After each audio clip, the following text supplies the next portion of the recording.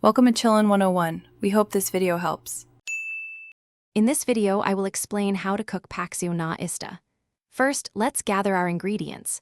You'll need about 1 pound of fresh fish, like bangus or tilapia. Also, prepare your aromatics, ginger, garlic, and onions.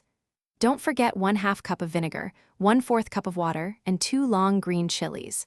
Finally, have your 1 teaspoon of salt and 1/2 teaspoon of whole peppercorns ready for seasoning this delicious dish. Now, let's prepare our main ingredients. Begin by thoroughly cleaning and gutting your fish, then make a few scores on its sides to allow the flavors to penetrate. Next, slice 1 thumb-sized piece of ginger into thin strips. Mince 3 cloves of garlic and thinly slice 1 medium onion. Finally, arrange these prepared aromatics evenly at the bottom of your cooking pot. It's time to assemble and cook.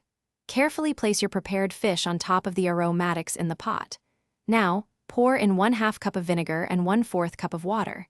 Add your 2 long green chilies.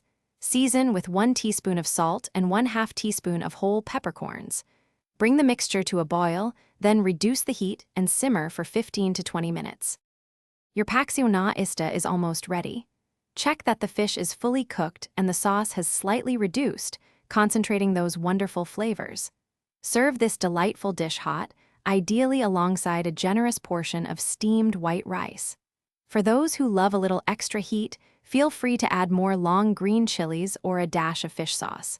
Enjoy your freshly cooked meal. Thanks for watching. Consider subscribing if we helped you.